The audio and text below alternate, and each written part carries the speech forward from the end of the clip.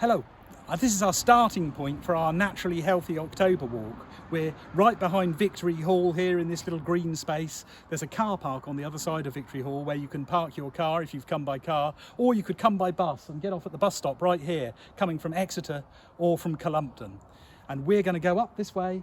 We're going to get to the B3181, which is a busy road, and we're going to cross safely at the pedestrian crossing. So why don't you come on with me and see what adventures we find.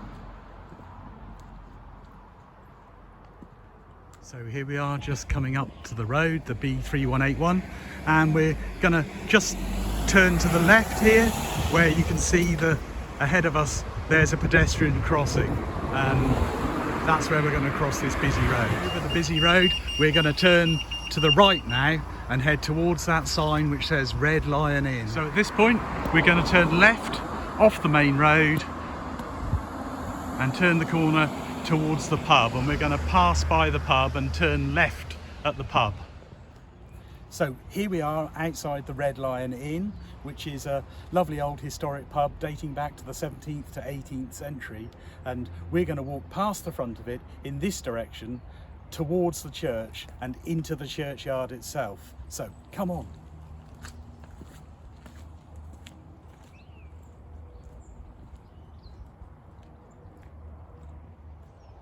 So here we are in the churchyard of Broadclyst Parish Church. That's the church of St. John the Baptist. Lovely looking church, as you can see, and there's so much history in churchyards. If you want to explore that, you can. The church itself is mostly late 15th century in construction, but it was restored in the Victorian period. But there's other things that you can explore and find in the churchyard. Over in that corner of the churchyard over there, for example, you can see the only surviving remains of Broadclyst Manor House, where you can see the vaulted arches of the cellars of that house that are still in the churchyard wall itself. Also in the churchyard you can find memorials to members of the Veitch family, who were a family of famous nurserymen in Exeter, nurserymen and plant hunters who brought many new plants to this area in the Victorian period, and also were very much involved with the Killerton House and the Ackland family there. But our walk itself is going to take us in this direction now, and we're going to pass the church and go out of the churchyard in that corner. Okay, come on. So, leaving the churchyard, we're going to go down along this lane that disappears off into the distance, passing by on the right hand side Broadclyst House, which was the medieval rectory that went with the church but was then remodelled into a mansion house in later centuries. Ready to go?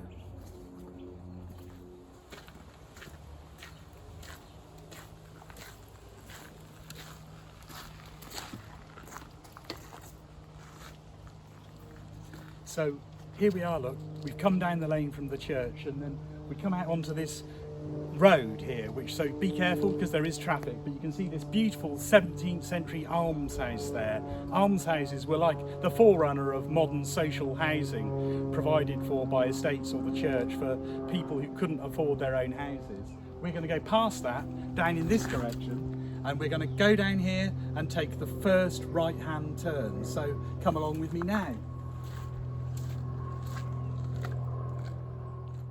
So this is our right-hand turn. We're going down this way and it's a public right-of-way, but it's also a cycle path, so the cycle route to Killerton House. So watch out for bicycles when you're walking down this way. You'll see the sign here also says Cliston Mill, which is owned by the National Trust, and it's only open certain times. So check on the Killerton website for details of when Cliston Mill is actually open if you wanted to visit that. But come on with me now and we'll explore down this lane.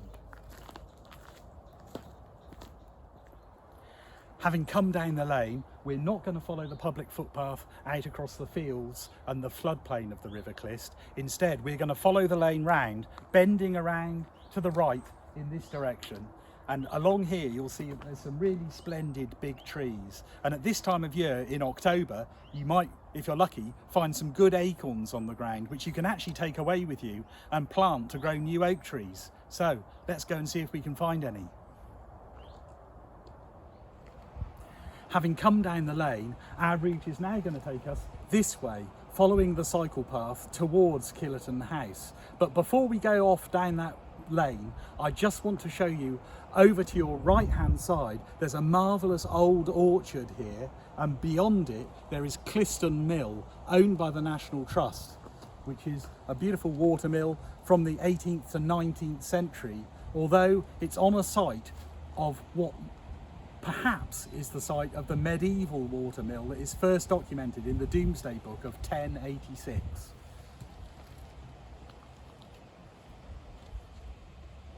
As we follow the cycle path from Broadclyst towards Killerton House, you'll see many oak trees like this one that's over here behind me that have got dead branches sticking up.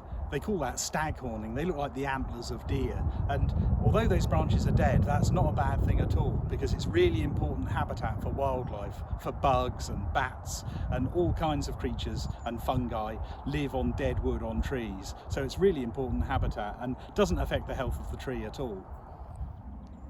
As we come along that path away from Broadclyst, it's worth stopping when you get to the sharp bend to take a look back, because there's this marvellous view of the parish church there on the high ground towards the middle of the village. Lovely picturesque scene with that silhouette against the sky.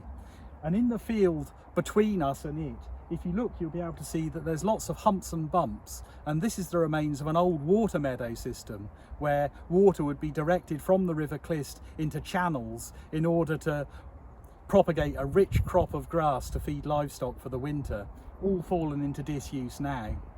As you go, you might also see red berries in the hedgerow. These are hawthorn berries, which are great food for birds and wildlife, but also can be planted to produce a new crop of hawthorn trees for the future. Anyway, we're going to carry on our walk now around the corner in this direction, so why not come with me?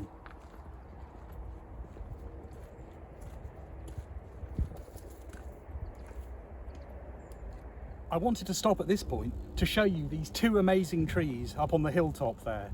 Now, those trees are Wellingtonia, the giant redwood, Sequoiadendron giganteum, the largest tree in the world. Not the tallest, but the biggest. Those trees were first introduced to England right here in Devon by the Veitch nurseries of Exeter. And those trees themselves were planted in the Victorian period, because we know that because they're shown on the first edition Ordnance Survey map of 1889. Now, our route is continuing on this path just a little bit further, but then we're turning off the cycle track and going on a footpath across a field. But we get to go through a lovely new gate that the National Trust have just put in for us. Brilliant. Come on.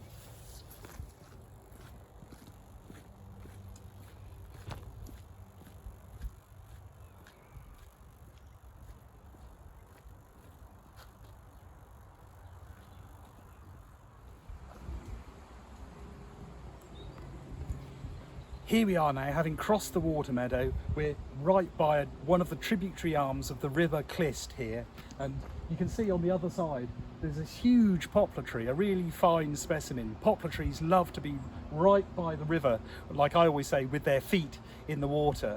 And we're going to go now over a bridge that's just behind me, and then crossing the bridge we're going to go up a lane to the right.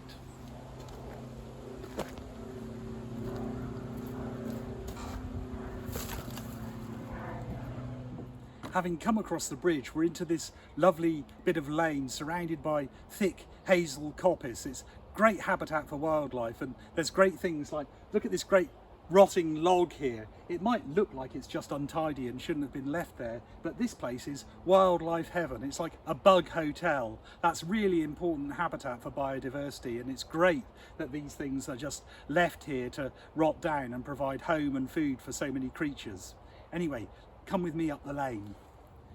The path that we're now following back towards our starting point in the middle of Broadclyst is absolutely lovely. It's what's called a hollow way, where a path is set between two high banks, and then the ground in between the two banks gets eroded away by feet and water, and the path becomes deeper and deeper set into the ground. And like this one, sometimes they almost become tunnel-like, and I always think that's like a really exciting route to explore, because it makes you feel like you're going on an amazing adventure. So come on then, let's go. At the top of that hollow way, we're coming back into the middle of Broadclyst now, and we're coming out just behind the Red Lion Inn, almost back at our starting point. So we go across the gravel paths here, past the houses, and turn to the left, and then that'll bring us back towards the centre of the village. Here we are, almost back at our starting point. We're by the Red Lion Inn again, and we're going to go back down to the main road, and we're going to cross over the main road back to that green square where we started behind the Victory Hall. As we do, just notice there's this lovely conker tree, a horse chestnut on the right hand side, and lovely holm oak trees ahead of you. It's great to see a village with so many big trees still in it. So did you get any seeds today? Well, never mind if you didn't. I hope you've enjoyed the walk, and I hope you'll come with us on another one sometime in the future. Bye for now.